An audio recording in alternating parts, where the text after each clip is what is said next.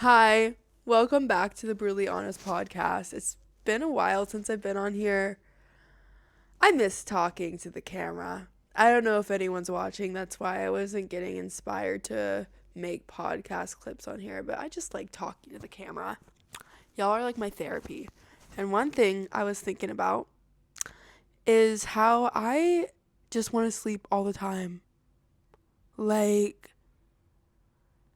it would be so nice to have 5 days off from life and just be able to sleep, like have a sleep marathon, like a binge watching marathon, but like for sleep. And like in these days off, it's not just days off from working, it's days off from like everything that's exhausting about life. It's like in these 5 days, there's no bills that are gonna be due, there's no people I have to reply to, there's no expectations for me. I just can sleep. I get these urges throughout my cycles in life to just do nothing and watch Netflix. I go through phases in life where I literally just want to be on autopilot.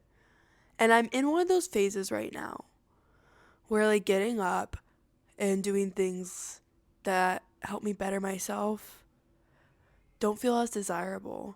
Like getting up and going for a hike and then cleaning my apartment and then sitting down and planning out my day and being very productive is what I should be doing during my day. But when I'm getting to those points of wanting, where I'm about to go for my hike or plan my day, I just think about how I wish I could just sit in bed and sleep and watch Netflix.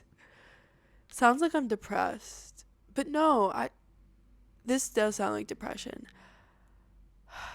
What the freak even is depression though? Cuz I know my feelings really well. Like I'm very on top of them. I'm a spiritual person, shall you say. I meditate a lot. I love therapy. I love all that stuff. And I know when I'm depressed.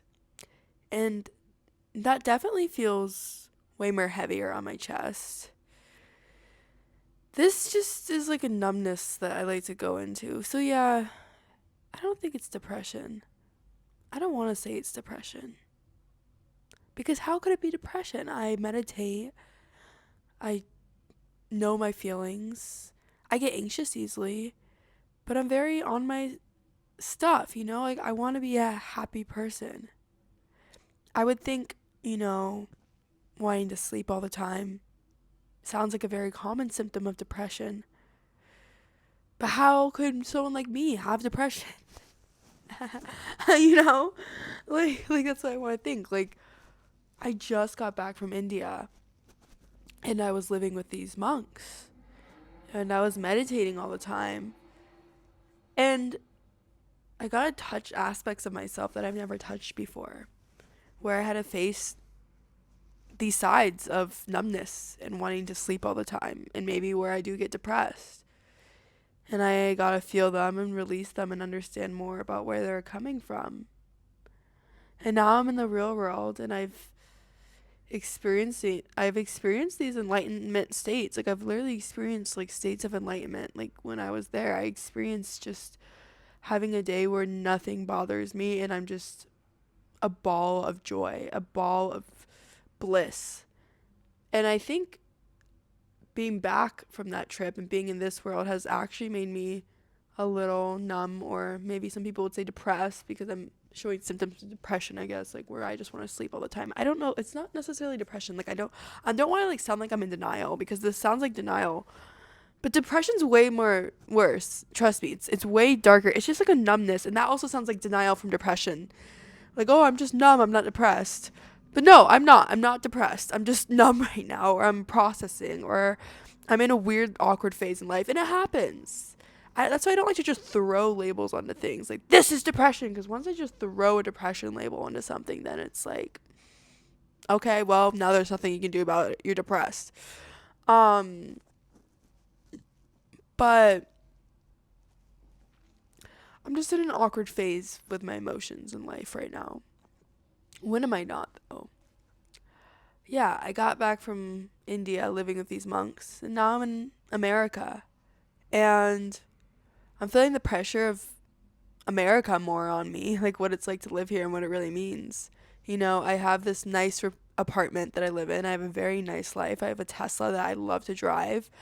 I have a good family. I have a good background. And all it is just a reminder for how much harder I have to keep working.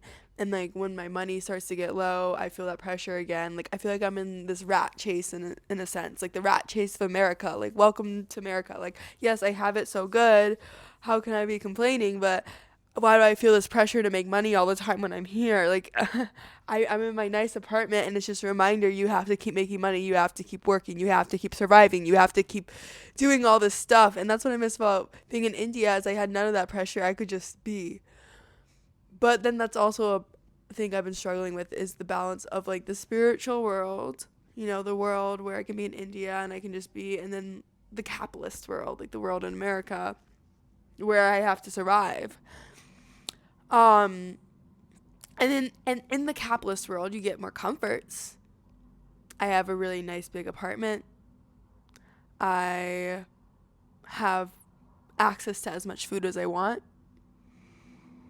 And I want to keep these comforts, so that's where the rat chase comes in. When I was in India, I didn't get all these comforts that I get in America. That's where I really, really, really appreciated America a lot, was because of these comforts. That's what I was missing when I was in India. I was missing the access to food. I was living in a monastery. A monastery is always called with monks, so it's like I was living off a vegan diet. I was living in this room, like, and the AC would go out sometimes. Like, it was not as comfortable as America, shall I say.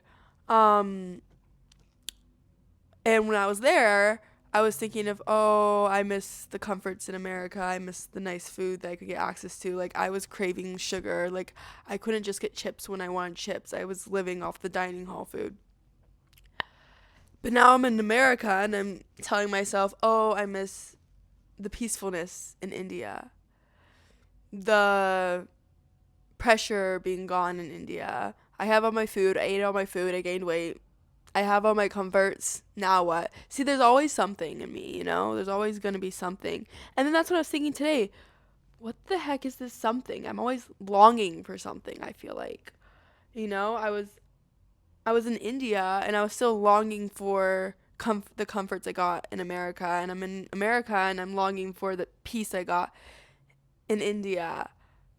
Um, but what I learned from being in India is that longing is an illusion and nothing's gonna fix it. I can get, let's say I get all the money in the world, I get all the peace in my life, but it's like that storm within. I have to always just like feel that.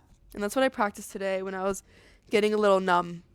I started to go on autopilot a little too much today. I was just wanting to watch TV all day and eat food and disassociate, not reply to people. And then I just finished my final episode of White Lotus. I've been watching that to disassociate, so good. And I just sat here and I just breathed and I just felt that longingness. I just felt it. Oddly, it did start to go away. And that's why I came on here and I just started podcasting again, because I want to talk about this. Like, what is this feeling that never goes away no matter what I do? It was actually way more heavier since India. It's a lot lighter now, but now I recognize it way more. Going to India and seeking freedom from all types of suffering, seeking enlightenment, was a blessing and a gift, because when they say ignorance is bliss, it really is. I had a lot of suffering going on, but I wasn't aware of it, so I was able to function with it. Now that I'm aware of my suffering, it's like it bothers me. Like, I can feel like, oh, I have this feeling right now. It's anxiety. And now I know the tools I learned from these monks to get rid of the anxiety. So if I don't use those tools, then I like get more mad at myself. So it is a little bit of a double-edged sword with this healing journey, but I have learned the more I just let myself let go, surrender, and just keep moving forward, the easier it gets. And I know I'm talking on here like, oh, I'm in autopilot mode or whatever and all that, but I'm actually like in the best place I've ever been, even though I get into these lows. Lows are still gonna happen no matter what, but I am on this spiritual journey still. It's still there.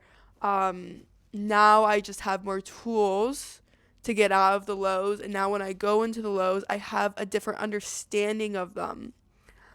My head has been getting a lot more clear since doing all this stuff in India, where if there is feelings that are coming up that I don't like, I can easily identify them without getting lost in them and dissolve them.